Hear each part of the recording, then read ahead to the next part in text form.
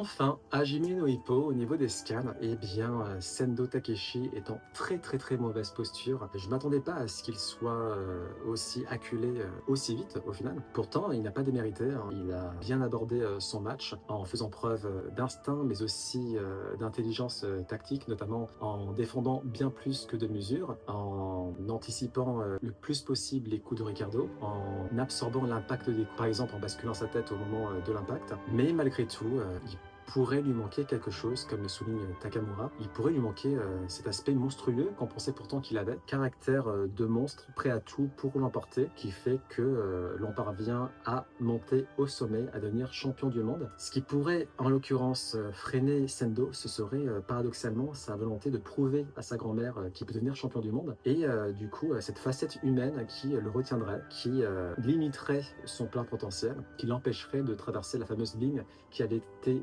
délimitée, tracée par Takumura à l'époque, lorsque Hippo ne parvenait plus à évoluer. Il faut, a priori, devenir un monstre si l'on veut devenir champion du monde. Il faut être prêt à tout pour l'emporter et il faut, dans une certaine mesure, bien sûr, se dénuer de ses liens humains, de ses attaches, pour être prêt à tuer son adversaire.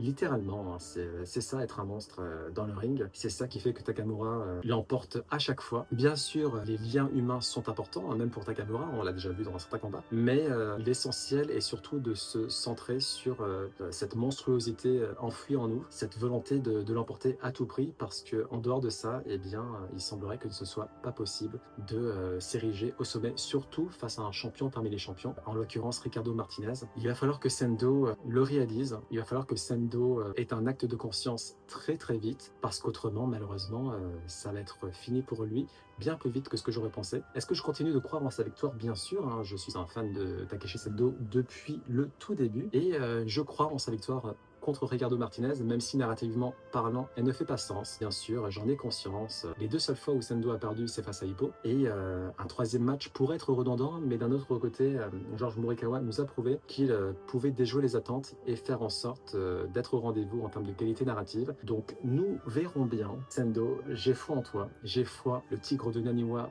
va rugir à nouveau. Ricardo Martinez, tiens-toi prêt.